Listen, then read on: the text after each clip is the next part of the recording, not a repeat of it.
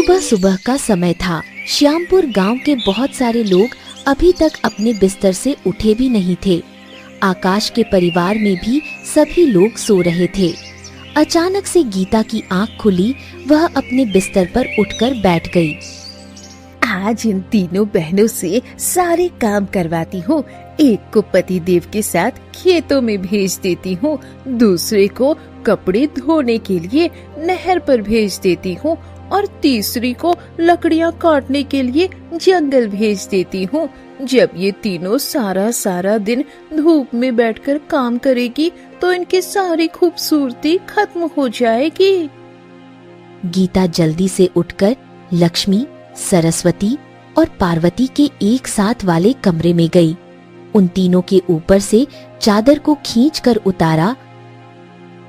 अभी तक तुम तीनों सो रही हो। जब तक तुम्हें आकर उठाती नहीं तब तक तुम तीनों की आंखें नहीं खुलती। तीनों बहनें ही घबराकर बैठ गईं। माँ, अभी तो बहुत सुबह का समय है। इतनी जल्दी उठकर हमें क्या करना है? घर में काम तो जल्दी ही हम तीनों निपटा लेती हैं।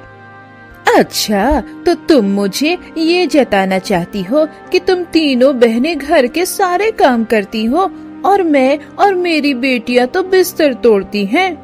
तीनों बहनें अपनी सौतेली माँ को गुस्से में आता देखकर घबरा गईं। वह जानती थीं कि अगर पिता ने सौतेली माँ को गुस्से से बोलते देखा तो कमरे में आ जाएंगे और तब सौतेली माँ के ड्रामे शुरू हो जाएंगे। वह अपने पिता की नजरों में अपने लिए नजरत नहीं देख सकती थी। माँ, हमारा ऐसा कोई इरादा नहीं है। हम तीनों अभी उठ जाती हैं। आप बताइए क्या काम करना है? अब की बार गीता आराम से बोली। लक्ष्मी, तुम अपने पिता के साथ आज से खेतों में जाकर सारा काम करवाओगी और सरस्वती तुम नहर पर जाकर कपड़े धोओगी और पार्वती तुम जंगल में लकड़ियाँ काटने के लिए जाओगी। बाकी दोनों बहनें तो खामोश ही रहीं, मगर सरस्वती बुरी तरह घबरा गई। मगर माँ, मुझे तो पढ़ाई करना है। मेरे पेपर आने वाले हैं। अगर पढ़ाई नहीं करूँगी तो पेपर में क्या लिखूंगी? सरस्वती घर बैठकर पढ़ाई करती और स्कूल में जाकर पेपर दे दिया करती थी। उसे बचपन से ही पढ़ने लिखने का बहुत शौक था। सौतेली माँ ने बहुत शौर दिया, मगर सरस्वती इस इच्छा से पीछे नहीं हटी, जबकि उसकी दोनों बहनों ने कब का स्कूल छोड़ दिया था। बस कर दो ये पढ़ाई लिखाई का बहाना बनाना। घर के काम काज करो। कल को तुम तीनों की मुझे शादियाँ भी करनी है। अगले घर जाकर ये पढ़ाई काम नहीं आती। लड़की में सलीका भी होना चाहिए। अब जल्दी से उठो। चिंता मत करो सरस्वती, मैं पिताजी का काम करके नहर पर आ जाऊंगी। बाकी कपड़े मैं धो लूंगी। तुम अपनी पढ़ाई कर लेना। हाँ सरस्वती, दीदी बिल्कुल ठीक कह रही है। तुम बिल्कुल भी परेशान मत होना। मैं भी जल्दी जल्दी लकड़ियाँ काटकर तुम्हारे पास आ जाऊंगी। तीनों बहनें कमरे से बाहर निकली तो सौतेली माँ ने उन तीनों को घर में भी काम पर लगा दिया। एक घर की सफाई करे, एक बर्तन धोए और एक नाश्ता बनाए। माँ, हमें घर के बाहर भी तो काम करना है। अब घर का काम पूजा और रूपा से क्यों नहीं करवा लेती? सरस्वती का इतना कहना ही था कि सौतेली माँ ने उसके मुंह पर एक जोरदार थप्पड़ मारा। मैं जानती हूँ कि तुम मेरी बेटियों से जलती हो, उनके साथ अपना मुकाबला करती हो। अरे तुम्हारा क्या मुकाबला उनके साथ? मेरी बेटियाँ लाखों में एक हैं। अगर दोबारा उनके बारे में ऐसी बातें की तो मैं तुम्हारी जुबान खींच लूंगी। सरस्वती की आंखों में आंसू आ गए। हाथ में झांचू लेकर वह रोते हुए घर की सहाई करने लगी और फिर उन तीनों बहनों को सौतेली माँ ने एक बार फिर से काम पर लगा दिया। सरस्वती, ये बिस्तर की चादरें भी उतार कर नहर पर ले जाओ। कितने दिन हो गए हैं इनको अच्छे से इनकी धुलाई नहीं हुई। जी ठीक है माँ, अगर और भी धोने वाले कपड़े हैं तो दे दें। गीता तो हैरान रह गई कि वह इतनी आज्ञाकारी होने का सबूत कैसे दे रही है। उसने एक बड़ा सा गट्ठर बनाकर सरस्वती को दिया और फिर तीनों को घर से रवाना कर दिया। फिर वह अपनी बेटियों के पास आई। अरे पूजा, रूपा, मेरी बेटियाँ, मेरी राजकुमारियाँ, जाओ तुम, नाश्ता तैयार है, ठंडा हो जाएगा मेरी बेटियाँ। ये क्या, माँ सुबह सुबह उठा देती है, अभी तो नींद भी पूरी नहीं हुई है। माँ, आज तो मेरा देर तक सोने का विचार था, पूरी रात मुझे अजीब अजीब सपने दिखाई दे रहे थे, नींद भी पूरी नहीं हुई। नाश्ता कर लो, दोबारा से सो जाना, मैं कौन सा तुम लोगों से घर का काम करवाती हूँ। घर के काम तो वो तीनों कलमुहियाँ खत्म करके जा चुकी हैं। कहाँ जा चुकी हैं? जाना कहाँ है, बाहर काम पर भेजा है। जो काम तुम्हारे पिता अकेले करते थे, अब मैं उनसे वो काम भी करवाऊंगी। माँ, क्या वो इतने काम करने के लिए तैयार हो जाएगी? घर में भी तुम उन्हें सारा दिन काम में लगाए रखती हो, और बाहर के काम वो कैसे करेंगी? अरे, अगर वो बाहर का काम नहीं करेंगी तो उनका रंग कैसे बिगड़ेगा, उनकी सुंदरता कैसे खत्म होगी। मैं नहीं चाहती कि वो मेरी बेटियों से ज्यादा सुंदर दिखाई दे, इसीलिए अब उन पर काम का बोझ मुझे बढ़ाना होगा। तीनों आगे के प्लान बनाने लगी कि इन बहनों की जिंदगी और ज्यादा कैसे नर्क करे।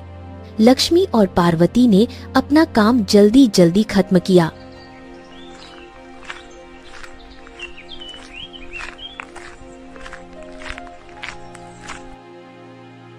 पिताजी, मैंने खेत पे पानी दे दिया है, इसके अलावा कोई और काम है तो मुझे बताएं। बेटा, तुम भी थक गई होगी, घर जाओ, आराम करो, बाकी का काम मैं कर लूंगा। तुम्हारी माँ को मना भी किया था कि बेटियों से बाहर का काम मत करवाओ, मैं कर लूंगा, मगर उसने कहा कि ये तुम लोगों की अपनी ही भलाई है। जी पिताजी, हमने खुद माँ से कहा था। अब मैं सरस्वती की तरफ जा रही हूँ। आज धोने वाले कपड़ों का बहुत बड़ा ढेर है, वो इतने सारे कपड़े अकेले नहीं धो सकती। ठीक है, चली जाओ, बाकी का काम मैं कर लूंगा। लक्ष्मी फिर सरस्वती के पास आ गई। थोड़ी देर के बाद पार्वती भी उनके पास आ गई और फिर वो दोनों बहनें कपड़े धोने लगी तो सरस्वती अपनी पढ़ाई करने लगी, जो किताबें वो कपड़ों में छुपाकर लाई थी। मेरी ये दोनों बहनें कितनी अच्छी हैं, मेरा कितना ख्याल रखती हैं। काश हमारी माँ जिंदा होती तो हमारी जिंदगी भी कितनी अच्छी होती, ना माँ मरती और ना पिताजी सौतेली माँ लेकर आते। शाम को घर पहुंची तो सौतेली माँ उन्हें देखकर दंग रह गई। पूरा दिन धूप में काम करने के बाद भी इनके चेहरे का रंग खराब नहीं हुआ, इसके लिए मुझे कुछ और सोचना होगा। जब तीनों बहनें रात को खाना खाने लगी तो सौतेली माँ ने उन्हें बुरी तरह डांट दिया। ये खाना मेरी बेटियों के लिए है, तुम लोग कल का बचा हुआ खाना खाओगी। मगर माँ, कल का खाना तो बिल्कुल थोड़ा सा है और वो भी बासी, हम खा के बीमार पड़ जाएंगी। बीमार पड़ जाओगी, मर तो नहीं जाओगी। तुम तीनों बहनों को तो जरा भी अपने पिता का एहसास नहीं है, कितनी गर्मी में वो काम करते हैं। मुश्किल से तुम लोगों का पेट पलता है और तुम लोग हो जिन्हें ऐश करने से फुर्सत नहीं है। सौतेली माँ ने उनके सामने बासी खाना और थोड़ा सा अचार रख दिया। अब तुम तीनों ऐसे ही खाना खाओगी, और हाँ, सिर्फ एक ही रोटी तुम तीनों को खानी है। सौतेली माँ तो वहाँ से चली गई, मगर उन तीनों की आंखों में आंसू आ गए। दिन पर दिन सौतेली माँ का जुल्म हम लोगों पर बढ़ता जा रहा है और इन्हें रोकने वाला कोई भी नहीं है। क्या हमें पिताजी से इस बारे में बात नहीं करनी चाहिए? सरस्वती, तुम जानती हो सौतेली माँ को, वो पिताजी को कैसे अपनी बातों के जाल में फंसा लेती हैं। अगर हम पिताजी से कहेंगे तो वो फिर हम पर भरोसा नहीं करेंगे, उल्टा सौतेली माँ का बर्ताव और भी खराब हो जाएगा। इसीलिए जो चल रहा है चलने दो। वो तीनों थोड़ा थोड़ा खाना खाकर भूखे पेट उठकर अपनी चारपाइयों पर जाकर लेट जाती। अगले दिन फिर से सौतेली माँ ने घर के काम करवाने के बाद पहले तुम तीनों बहनें मिलकर अपने पिता का खेत में काम करवाओगी और फिर तुम तीनों जंगल में जाकर लकड़ियाँ काटोगी। और एक बात याद रखना, कल के मुकाबले में आज लकड़ियाँ गिनती में ज्यादा होनी चाहिए, मैंने सोचा है इनमें से आधी लकड़ियाँ मैं मोहल्ले के लोगों को बेच दूंगी, इससे कुछ पैसे आ जाएंगे और ये पैसे कल तुम लोगों के दहेज में ही काम आएंगे। सौतेली माँ की बात सुनकर वो तीनों एक दूसरे की तरफ देखने लगी। तीनों की आंखों में आंसू थे। कुछ कहे बिना वो खाली पेट ही जंगल की तरफ आ गईं। दीदी, मुझे लगता है हमारी सौतेली माँ लालच में बुरी तरह से अंधी हो गई है। पहले हमारा खाना पीना रोका और अब हमसे सारा सारा दिन काम करवाना चाहती है। और तो और इस काम के जो पैसे मिलेंगे उन पर भी सौतेली माँ और उसकी बेटियों का ही कब्जा होगा। अब हमें पूरा दिन इतनी मेहनत करने का क्या बदला मिलेगा? सरस्वती, मेहनत का फल देने वाली जात भगवान की है। वो इंसान किसी को मेहनत का फल नहीं दे सकता। हमें बस ये सब अपने पिताजी की वजह से करना चाहिए। उनका हाथ बटाने की नीयत से ही हमें इतनी मेहनत करनी होगी। शायद इसी नीयत की वजह से हमारी परेशानियां दूर हो जाएं। दीदी, मेरे तो पेट में भूख से चूहे दौड़ रहे हैं। मैं तो 1 मिनट भी अपने पैरों पर खड़ी नहीं हो सकती। तुम एक काम करो, यहाँ बैठ जाओ, हम दोनों मिलकर काम कर लेंगे। नहीं दीदी, मेरा मन नहीं मानता कि आप दोनों बहनें काम करती रहे और मैं आराम करती रहूं। मुझे भी आपके साथ मिलकर काम करना होगा। लकड़ियां काटते काटते सरस्वती को चक्कर आ गए। वह जमीन पर गिर पड़। हाय राम, ये सरस्वती को क्या हो गया? अचानक से ये बेहोश कैसे हो गई? लगता है भूखे पेट काम करने की वजह से सरस्वती का ये हाल हो गया है। अब हमें क्या करना चाहिए? हम सरस्वती को घर कैसे लेकर जाएं? एक काम करती हूँ, मैं तालाब से पानी लेकर आती हूँ और हो सकता है कुछ खाने को फल भी मिल जाए, जिससे सरस्वती की तबीयत ठीक हो जाए। जल्दी जाओ पार्वती, जल्दी वापस आना। मैं सरस्वती के पास रुकती हूँ।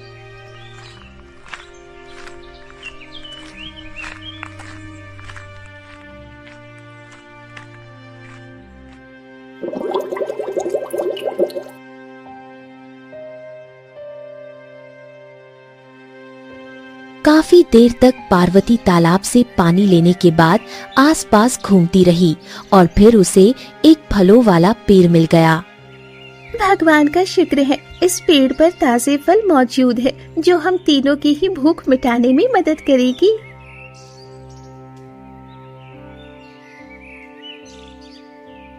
पार्वती फल लेकर सरस्वती के पास आई। उसके मुंह में पानी टपकाया और फिर जब उसे होश आया तो उसे खाने के लिए फल दिए। फल खाते ही सरस्वती की हालत ठीक हो गई। दीदी, आप ये स्वादिष्ट फल कहाँ से लेकर आई?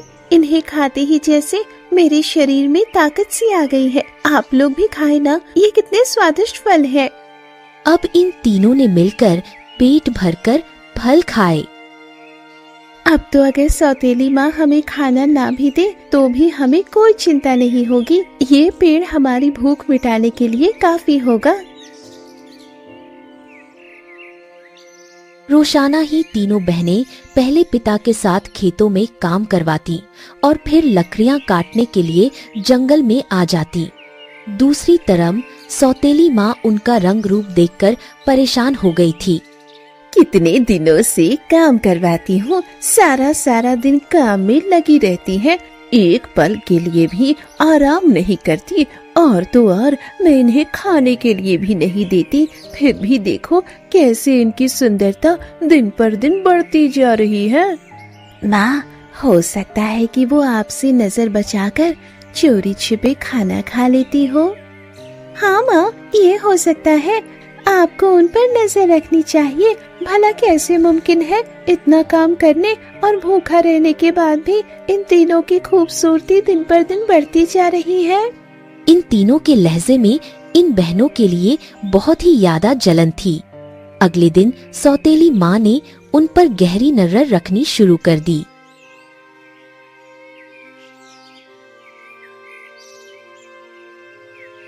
ये तो वही खाती हैं जो मैं इन्हें खाने को देती हूँ। इतना बासी खाना खाकर भी इनकी हालत पर कोई असर क्यों नहीं पड़ रहा?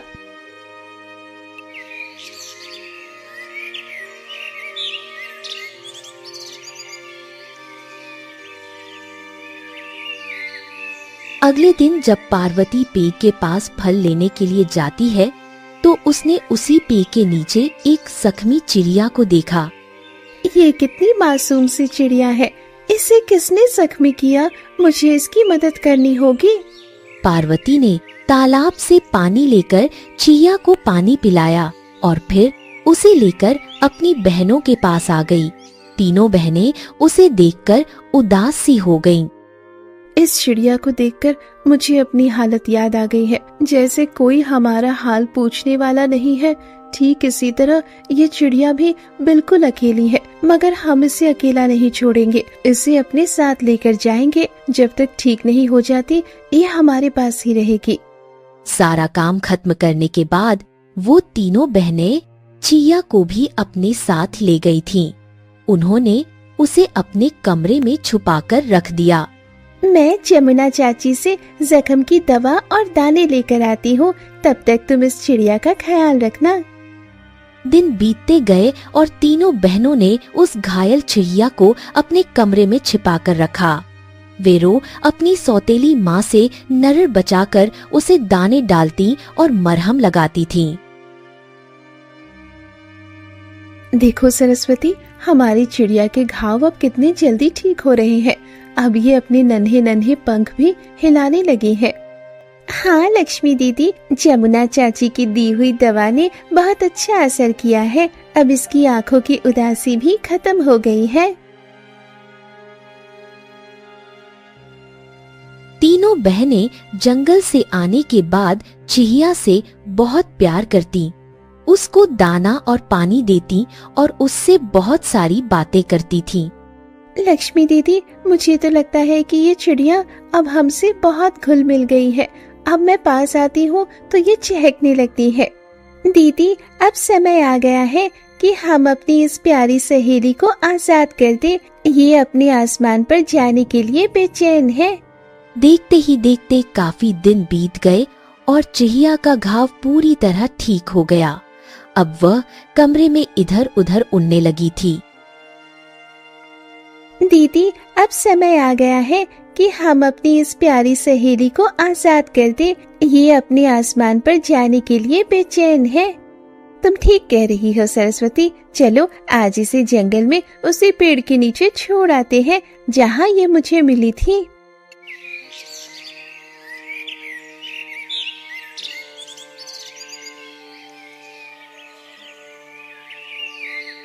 अगली सुबह तीनों बहनें चिड़िया को अपने साथ लेकर जंगल की तरफ चली।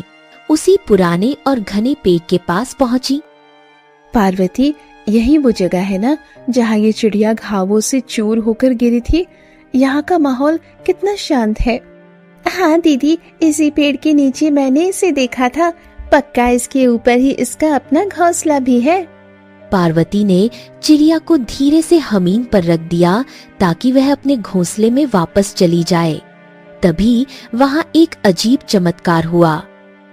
अरे देखो, ये अचानक पेड़ के चारों तरफ इतनी तेज रोशनी कहाँ से निकलने लगी? मुझे तो कुछ नजर भी नहीं आ रहा।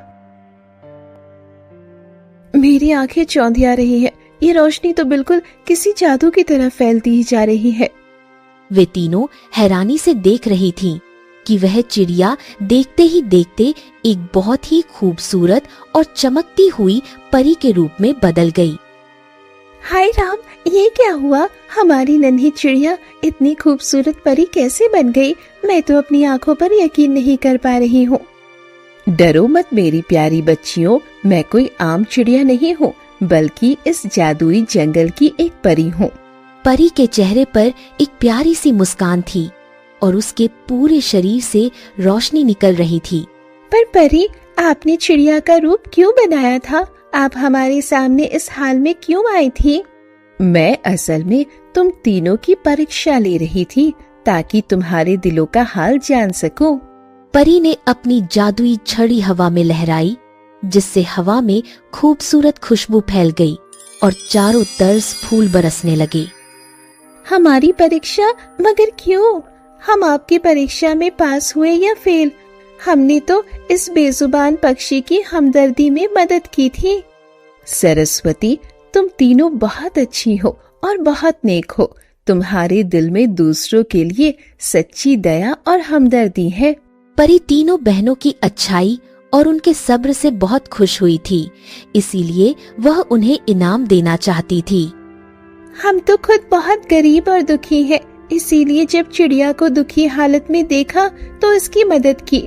हमने कभी किसी बदले की उम्मीद में चिड़िया की जान नहीं बचाई थी।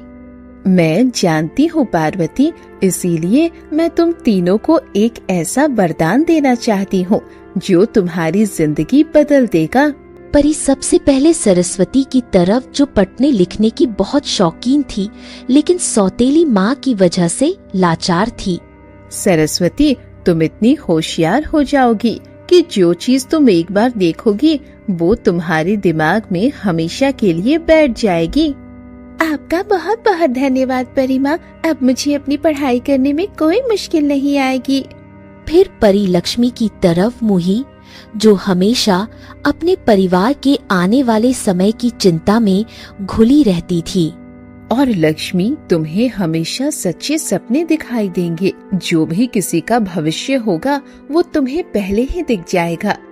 ये तो बहुत बड़ी ताकत है। अब मैं किसी भी आने वाली मुसीबत से अपने पिताजी और बहनों को बचा सकूंगी। आखिर में परी पार्वती के पास आई, जो दूसरों के दुख देखकर तपप उठती थी और सबका हाथ बंटाती थी। पार्वती, तुम लोगों को मुसीबत और मुश्किल में देखते ही जान जाओगी और सेकंडों में ही उनका हल भी निकाल कर दोगी। मैं आपकी बहुत आभारी हूँ। इस वरदान से मैं गरीबों और बेबसों के काम आ सकूंगी। परी ने अपनी छड़ी एक बार फिर घुमाई और हवा में 3 चमकती हुई हीरे की अंगूठियां सामने आ गईं, जो हवा में तैर रही थीं। इसके अलावा तुम तीनों जहाँ जाना चाहो, पलक झपकाते ही उस जगह से दूसरी जगह पहुँच जाओगी। क्या सचमुच परी रानी, हम एक ही पल में कहीं भी आ जा सकते हैं? ये तो बहुत ही अनोखी बात है। हाँ, और तुम मिनटों में वो काम कर लोगी जो बाकी लोग पूरा दिन लगाकर करते हैं। परी ने वे तीनों अंगूठियां हवा से नीचे उतारी और प्यार से तीनों बहनों के हाथों की तर बढ़ा दी। ये अंगूठियाँ कितनी सुंदर है, इनसे तो बहुत ही प्यारी और नीली रोशनी निकल रही है। ये अंगूठियाँ अपने पास हमेशा पहने रखना। जब तक ये तुम्हारे पास होंगी तब तक ही ये सारी शक्तियाँ तुम लोगों में रहेंगी। तीनों बहनों ने वे अंगूठियां अपनी उंगलियों में पहन लीं। अंगूठी पहनते ही उनके चेहरों पर एक अलग ही रौनक और खूबसूरती आ गई। मुझे अब अपने शरीर में एक अजीब सी ताकत महसूस हो रही है, जैसे मेरी सारी थकान एक पल में ही गायब हो गई हो। अब मैं अक्सर एक आम चिड़िया के रूप में तुमसे मिलने के लिए भी आती रहूंगी। अपना ख्याल रखना। इतना कहकर परी हवा में गायब हो गई और तीनों बहनें खुशी खुशी लकड़ियां लेकर अपने घर की तरफ लौट आईं और काम में लग गईं।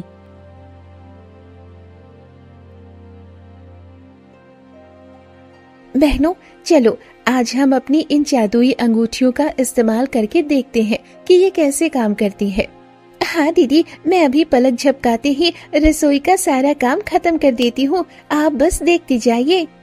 सरस्वती ने अपनी अंगूठी को छुआ और मिनटों में पूरे घर का खाना तैयार हो गया, जबकि पार्वती ने सेकंडों में पूरा घर चमका दिया।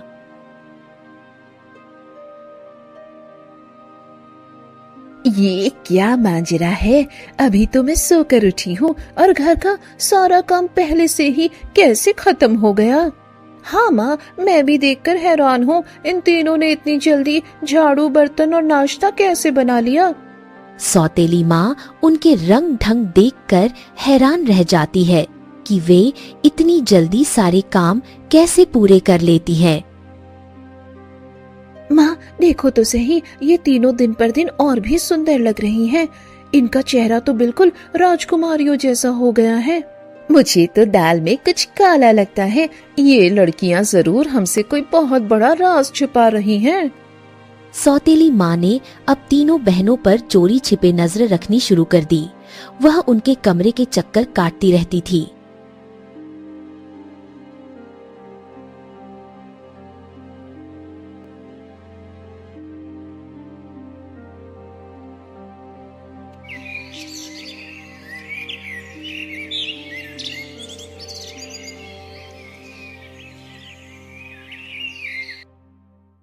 देखो सरस्वती, जादुई अंगूठी की वजह से हमें सौतेली माँ के गुस्से का सामना भी नहीं करना पड़ता।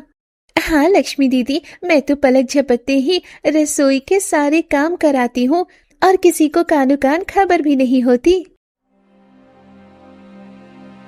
एक दिन वे तीनों अपने कमरे का दरवाजा बंद करके आपस में बैठकर बातें कर रही थीं कि बाहर सौतेली माँ खड़ी थी। सचमुच परी रानी ने हमें ये वरदान देकर हमारी जिंदगी कितनी आसान कर दी है। अब हमारी सभी मुश्किलें खत्म हो गई। हमें अपनी जान से बढ़कर भी इन अंगूठियों की रक्षा करनी होगी, क्योंकि जब तक ये हमारे पास है तभी तक कीमती है। अच्छा, तो ये बात है, इन लड़कियों के हाथ कोई जादुई अंगूठी लगी है। किसी परी ने इनकी मदद की है, मगर ये भूल रही है कि हर अच्छी चीज पर सिर्फ मेरी बेटियों का ही अधिकार है। सौतेली माँ के दिल में बहुत ज्यादा लालच पैदा हो गया। वह किसी भी कीमत पर उनसे वे अंगूठियाँ छीनना चाहती थी, ताकि खुद और उसकी बेटियां ये सारे फायदे पा सकें। अगर वो अंगूठियाँ मुझे और मेरी बेटियों को मिल जाए तो हम इस पूरे गांव पर राज करेंगी और सबसे सुंदर बन जाएंगे।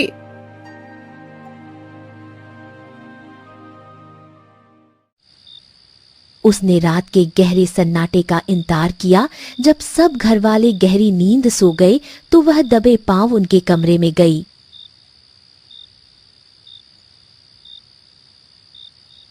ये तीनों तो घोड़ी बेचकर सो रही हैं। यही सबसे अच्छा मौका है उनकी उंगलियों से अंगूठियां निकालने का। सौतेली माँ ने बहुत ही अच्छे से और सराहई से उनके सोते हुए वे अंगूठियां उनकी उंगलियों से निकाल ली और अपने कमरे में भाग गई, जहां पर दोनों बेटियां उसका इंतजार कर रही थीं। माँ, क्या तुम कामयाब हुई? क्या तुम वो जादुई अंगूठियां ले आई जिनके बारे में तुम बात कर रही थी? हाँ पूजा, ये देख, ये तीनों अंगूठियां अब हमारे पास हैं। एक मैं पहनूंगी और बाकी दो तुम दोनों बहनें पहन लेना। लेकिन जैसे ही सौतेली माँ और उसकी बेटियों ने वे अंगूठियां अपने हाथों में पहनी, वहां एक डरावनी चीख पुकार मच गई। हाय राम, ये क्या हुआ? मेरा हाथ तो बुरी तरह जलने लगा। ऐसा लगता है जैसे किसी ने दहकता हुआ कोयला रख दिया हो। माँ बचाओ, मेरा हाथ भी काला पड़ता जा रहा है। उंगलियों से तेज आग निकल रही है। ये दर्द मुझसे बर्दाश्त नहीं हो रहा। अंगूठियां पहनते ही उन तीनों के हाथ बुरी तरह जलने लगते हैं और सौतेली माँ और उसकी बेटियों के हाथ बिल्कुल बेकार हो जाते हैं। मेरे हाथ तो पूरी तरह से जल गए। ये अंगूठियां मेरी उंगलियों से बाहर क्यों नहीं निकल रहे हैं? हाँ, हमें बचाओ। उनकी तेज चीखें सुनकर आकाश और तीनों बहनें घबराकर जाग गईं और भागती हुई गीता के कमरे की तरफ आईं। गीता, पूजा, रूपा, तुम तीनों को क्या हुआ है? तुम इस तरह आधी रात को क्यों रो रही हो? आकाश, तुम देख नहीं रहे? इन तीनों बहनों ने हम पर जादू किया है। इनकी वजह से हमारे हाथ जल गए हैं। माँ, हमने तो कुछ भी नहीं किया। हम तो अपने कमरे में सो रहे थे और आप हमारी अंगूठियों के पास कैसे आई? वे तीनों बहनें एक दूसरे को देखने लगीं। माँ, आपने हमारी अंगूठियाँ क्यों चुराई थी? तुम सब झूठ बोल रही हो। तुमने जानबूझकर इन अंगूठियों पर कोई मंत्र पढ़ा था ताकि हमारे हाथ बेकार हो जाए। तभी कमरे में एक तेज जादुई रोशनी फैली और वही परी अपने पूरे रौब के साथ उनके सामने आ खड़ी हुई। खामोश हो जाओ तुम, मक्कार और जालिम औरत। इन मासूम लड़कियों पर झूठा इल्जाम लगाना बंद करो। ये तुम्हारे अपने लालच का नतीजा है। परी को देखकर सौतेली माँ और उसकी बेटियां डर से कांपने लगीं और दर्द से मामीन पर लौटपोट होने लगीं। परी रानी, हमें माफ कर दो। हमारा दर्द दूर कर दो। हमारे हाथ बुरी तरह जल रहे हैं। हमें बचा लो। इन तीनों बहनों को इनकी अच्छी नीयत का इनाम मिला था, मगर तुम एक जालिम औरत हो, खुदगर्ज हो और तुम्हें तुम्हारी गलतियों की सजा मिली है। परी ने गुस्से से अपनी छेही घुमाई तो वे अंगूठियां खुद ही उनके हाथों से निकलकर वापस लक्ष्मी, सरस्वती और पार्वती के पास आ गईं। आकाश भी हैरानी से सारे ननारे को देख रहा था। परी रानी, हम मानती हैं कि हमने लालच किया था, लेकिन कृपया करके हमें उम्र भर के लिए अपाहिज मत बनाओ, हमें माफ कर दो। जो दूसरों के लिए गड्ढा खोदता है वो खुद उसी में गिरता है। तुमने इन अनाथ बच्चों का हक छीना, इसीलिए तुम्हारे हाथ अब ऐसे ही रहेंगे। तीनों बहनों का दिल अपनी सौतेली माँ और बहनों की यह हालत देखकर पिघल गया। वे बहुत दयालु थीं और किसी का दुख नहीं देख सकती थीं। परी रानी, भले ही इन्होंने हमारे साथ हमेशा बुरा बर्ताव किया है, लेकिन ये हमारी माँ है, कृपया इन्हें माफ कर दीजिए। हाँ परी रानी, इन्हें अपनी गलती का एहसास हो गया है। अगर इनके हाथ बेकार हो रहे तो हमारे पिताजी भी जीते जी मर जाएंगे। परी ने जब देखा कि इतने जुल्म सहने के बाद भी इन तीनों बहनों के दिल में अपनी सौतेली माँ के लिए सच्ची हमदर्दी है, तो उसका गुस्सा ठंडा हो गया। तुम तीनों वाकई बहुत महान हो। तुम्हारे खातिर मैं इनके हाथों का दर्द खत्म कर देती हूँ, लेकिन इनके हाथों पर जलने के निशान हमेशा रहेंगे। परी ने जादुई पानी छिड़का, जिससे सौतेली माँ और बेटियों का दर्द तो खत्म हो गया, लेकिन उनके हाथ हमेशा के लिए झुलसे हुए रह गए। मुझे माफ कर दो मेरी बच्चियों, मैं कितनी गुनहगार थी कि तुम जैसी नेक लड़कियों को हमेशा सताती रही। हाँ दीदी, हमें माफ कर दो, हमने हमेशा तुमसे जलन रखी, लेकिन आज तुमने ही हमारी जान बचाई है। धीरे धीरे सौतेली माँ को भी अपनी गलतियों का एहसास हो रहा था। उसने सच्चे दिल से माछी मांग ली और घर का माहौल बिल्कुल बदल गया। तुमने जितना इन लड़कियों के साथ बुरा करना था किया, इनके पिता को इनके खिलाफ भड़काया। अब इन सारी हरकतों के लिए तुम्हें माफी मांगनी होगी और अपने पति को सच बताना होगा कि तुमने इनके साथ क्या किया। गीता ने रोते हुए अपने पति से माफी मांगी और सारी बात उसे बताई कि उसकी बेटियों की कोई गलती नहीं होती थी, बल्कि वह खुद उनके साथ बहुत बुरा बर्ताव करती थी। आकाश को अपनी पत्नी पर गुस्सा आया और अपनी बेबरी पर दुख होने लगा। काश मैं तुम्हारी आंखों से देखने और तुम्हारे कानों से सुनने की बजाय अपनी आंखों और कानों का इस्तेमाल करता, तो आज ये दिन देखना न पड़ता। उस दिन के बाद सब कुछ ही बदल सा गया। घर में सुख शांति भी हो गई और सब लोग एक दूसरे से प्यार भी करने लगे। पूजा और रूपा भी घर के कामों में बहनों का हाथ बंटाने लगी। गीता, आज मेरी आंखों में खुशी के आंसू हैं। मेरा बिखरा हुआ घर आज एक सच्चा और प्यारा परिवार बन गया है। ये सब इन तीनों बच्चियों की अच्छाइयों का असर है आकाश जी। मैं अब कभी इनकी आंखों में आंसू नहीं आने दूंगी। सौतेली माँ ने अब उनके साथ अपना बर्ताव भी ठीक कर लिया था और वह पूजा और रूपा की तरह इन तीनों का भी पूरा ख्याल रखती थी। माँ, आज आपने हमारे लिए इतनी अच्छी खीर बनाई है, बिल्कुल वैसी ही जैसी हमारी अपनी माँ बनाया करती थी। तुम मेरी सगी बेटियों से बढ़कर हो सरस्वती। मैं तुम्हारी पढ़ाई का पूरा खर्च उठाऊंगी और तुम्हें खूब आगे बढ़ाऊंगी। कुछ ही दिनों बाद सौतेली माँ ने खुद आगे बढ़कर उनके लिए बहुत ही अच्छे और अमीर घरों के रिश्ते ढूंढे। पिताजी, देखिए माँ हमारे दहेज के लिए कितनी मेहनत कर रही है और उन्होंने हमारे लिए कितने अच्छे जीवन साथी चुने हैं।